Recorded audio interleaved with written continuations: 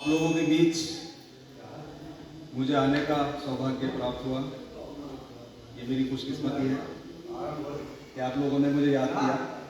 लेकिन जैसे ही आपने याद किया, मैं आपके बीच हाजिर भी हो गया। यहाँ पर 2 दिन का सेमिनार चल रहा है, जिसमें हमारे किसान और बी कीपर्स शामिल हैं। तो मैं जानना चाहूँगा कि जो हमारे बी कीपर्स हैं, हाथ उठाकर मुझे बताएं कि कौन कौन बी कीपर हैं। तो मुझे थोड़ा रहेगा कि हम हमारे बीच में बी कीपर्स बैठे हैं। प्लीज़ हाथ उठाएं। 2 4 5, ठीक है। बाकी किसान लोग हमारे बीच में हैं।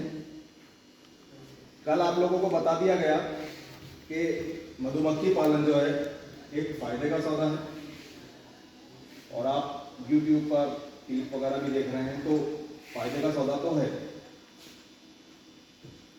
हमारे बीच में, हमारे देश में थोड़ी प्रॉब्लम ये चल रही है कि पेड़ों का लगातार कटान हो रहा है, और नए पेड़, नए पौधे अभी उस तरह के नहीं लग पा रहे जो बी कीपिंग में हम लोगों को सपोर्ट करेंगे। तो मैं किसान भाइयों से रिक्वेस्ट करूँगा कि वो इस तरह के पौधे भी अपने खेतों में या जहाँ भी लगा सकते हैं लगाएं, जिससे कि हमें मधु मिल सके, यानी शहद मिल सके। हम पेड़ लगाएंगे, लेकिन फल तो धीरे धीरे आगे वालों को ही मिलेगा, लेकिन किसी को तो स्टार्ट करना पड़ेगा। बी कीपिंग एक अच्छा व्यवसाय है, लेकिन बी कीपिंग के लिए आपको हमेशा सजग रहना पड़ेगा, यानी कि जागना पड़ेगा। ऐसा नहीं है कि आपने बॉक्स लिए, लगा दिए और लापरवाह हो गए। आपको टाइम टाइम पर उनकी सेटिंग करनी पड़ती है।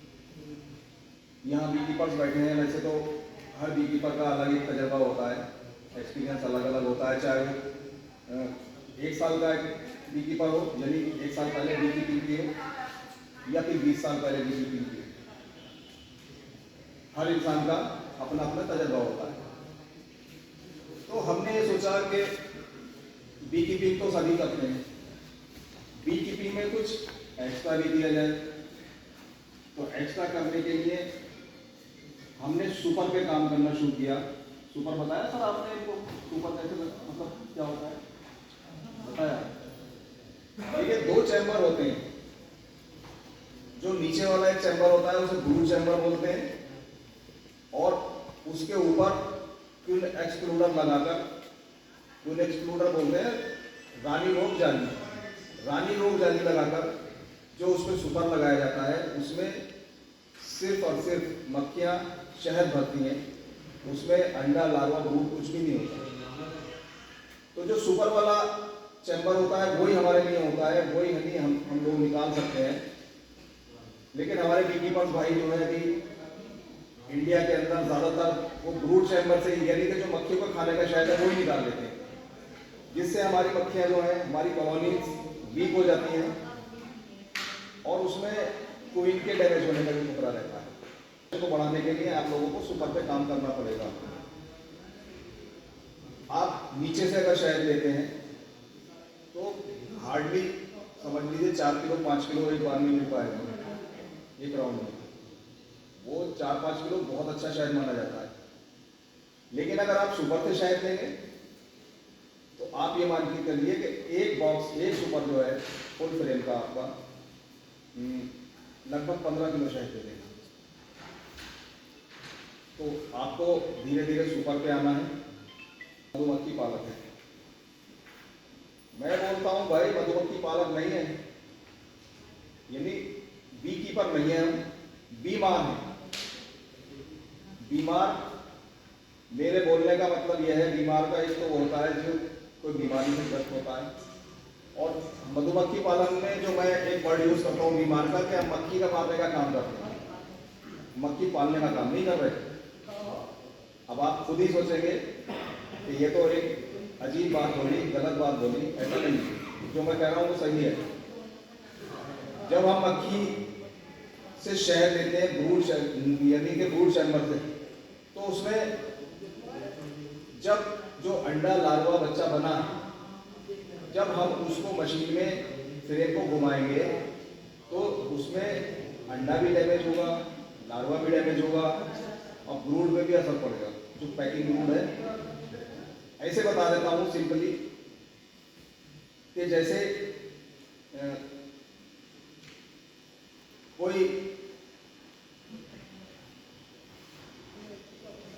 इस तरह से बताऊँ, जैसे किसी महिला को बच्चा है, अब उसको हम हिडोले में घुमा दें तो मैं समझता हूँ जरूर उसके बच्चे को कुछ ना कुछ असर पड़ेगा, महिला भी असर पड़ेगा, प्रॉब्लम तो आएगी, असर भी नहीं पड़ा तो प्रॉब्लम तो आएगी। इसलिए उन टाइम पे ये कहा जाता है कि भाई इसे सेफ मोड में रखना। यही हमारी बीकीपिंग के ऊपर है कि जो हम बीकीपिंग करते हैं और हम उस अंडे लार्वे ब्रूड को घुमाते हैं तो वहाँ पे जरूर असर पड़ता है, जिससे हमारी कॉलोनियाँ धीरे धीरे वीक होती रहती है, कमजोर पड़ती रहती है। क्यों मरती है? उसमें सबसे बड़ा रोल जो है वो रानी मक्खी का है, क्वीन का। जो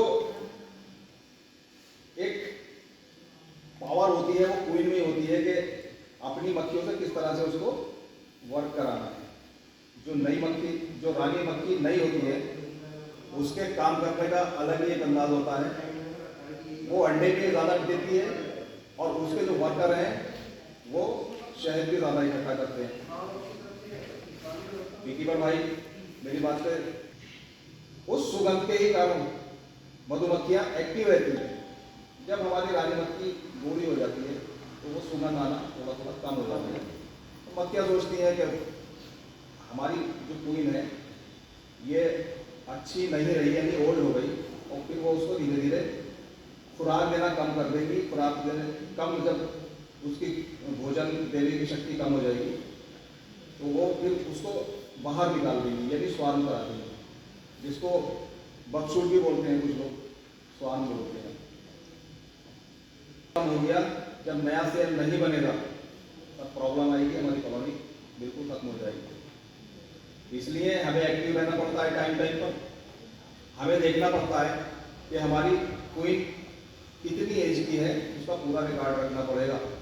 अगर हमें प्रोडक्शन ज़्यादा लेना है तो इसका पूरा रिकॉर्ड रखना पड़ेगा। और अच्छी पैदावार लेने के लिए आपको नई रानियों पे काम करना पड़ेगा। अब हमारे बीकीपर भाई बैठे हैं यहाँ पर, तो वो मुझे बताएं कि क्या उनमें से किसी ने ग्राफ्टिंग की? अगर की है तो थोड़ा हाथ उठा लें, मैं समझ जाऊंगा कि हाँ ये ग्राफ्टिंग की है, इन्होंने की है।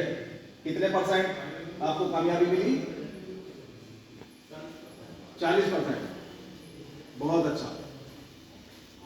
देखिए, ग्राफ्टिंग जब आप करते हैं तो ऐसा नहीं है कि एक ही दिन में आपने ग्राफ्टिंग की और परफेक्ट हो गए। यानी आप बनाएंगे ग्राफ्टिंग से, तभी सक्सेस होंगे, तभी कामयाब होंगे। होता क्या है कि हमारे किसान लोग यानी बीकीपर्स भाई जब डिवीज़न लगाते हैं तो वो डिवीज़न ऐसे लगा देते हैं, मिक्स डिवीज़न उन्होंने लगा दिया। एक छत्ता इसमें से, 2 छत्ते इसमें से, एक छत्ता इसमें से, ऐसे करके वो पता लगा 6, 7, 8 फ्रेम का एक डिवीज़न लगा दिया। और अब मक्खियाँ जो है उनको 24 से 48 घंटे में एक गंध आ जाती है कि भाई, मतलब वो जो गंध आ रही है उसकी रानी मक्खी की, वो आना बंद हो जाती है। अब वो सोचती है कि हमारे बीच में रानी नहीं है, तो इसलिए वो इमरजेंसी में एक सेल उठाती है। वो अंडा जिसको वो सोचती है कि यहाँ पे अच्छी रानी बन जाएगी, उसको एक्स्ट्रा खुराक देनी शुरू कर देती है, रॉयल जेली देनी शुरू कर देती है, जिससे कि वो सेल बन जाता है और वहाँ पे रानी तैयार होने लगती है। अब यहाँ पर क्या प्रॉब्लम आती है इस वाले डिवीजन में और ग्राफ्टिंग में, क्या अंतर है थोड़ा सा बता रहा हूँ। यहाँ पे प्रॉब्लम ये आती है कि हमारी एक वीक कॉलोनी थी, हमने उसमें एक छक्का निकाल दिया, या हमारी इस तरह की एक कॉलोनी थी जिसका हनी प्रोडक्शन कम था, उसी पे उसने सेल उठा दिया, तो उसकी जो रानी बनेगी वो उसी नेचर की बनेगी। आइंदा से जो बॉक्स तैयार होगा तो वो उसी तरीके का होगा कि प्रोडक्शन भी कम देगा और जो मक्खी की पैदावार है वो भी कम होगी। कि हमारा कौन सा बॉक्स हनी ज़्यादा दे रहा है उसमें मक्खियों की स्ट्रेंथ कितनी है, उसकी मक्खियां काटती कितनी है, इन सब बातों को देखना पड़ता है। तो ग्राफ्टिंग के लिए हमें ये देखना है कि जो सबसे अच्छा बॉक्स हमारा आप एरिया में चल रहा है, जो सबसे अच्छा शहद इकट्ठा कर रहा है, तो उसका सिलेक्शन करेंगे। उसके साथ साथ जो मक्खियां कम काटती हैं, यानी उसमें ये भी उसको नोट करेंगे कि हाँ ये वाला हमारा बॉक्स ऐसा है कि इसकी मक्खियां कम काटती हैं, अटैक कम करती हैं। और वहाँ पर जो उसकी रानी है कितनी अच्छी क्वालिटी की है कि उससे मक्खियां हमारी बॉक्स में खचाखच भरी है। ये सब 3-4 बातें नोट करने के बाद अब हम ये डिसाइड करते हैं कि इस बॉक्स से हमें अंडा लेना है। उसके लिए हम ऐसा करेंगे कि स्ट्रॉन्ग बॉक्स तैयार करेंगे 4, 5, 6, 8 फ्रेम का। और मान लीजिए 8 फ्रेम का बॉक्स लिया है तो अब उसको माइग्रेट करते हैं। माइग्रेट करने के बाद उसको 5 फ्रेम में कर देंगे। अदरवाइज अगर आपके पास 5 फ्रेम का बॉक्स नहीं है तो आप कम से कम 15 से 20 फ्रेम मक्खियां में सुपर लगा के आप एक डब्बा तैयार करें। जब आपको लगे कि आपकी स्ट्रेंथ ज्यादा हो गई मक्खियों की तो आप उस सुपर को हटा देंगे। अब वो 10 फ्रेम में रहेगा, 20 फ्रेम मक्खियां 10 फ्रेम में आ गई। उसमें से अंडा लेकर ग्राफ्टिंग कर सकते हैं। ग्राफ्टिंग में सबसे मेन बात यह है कि आपका एक तो टाइम बच रहा है।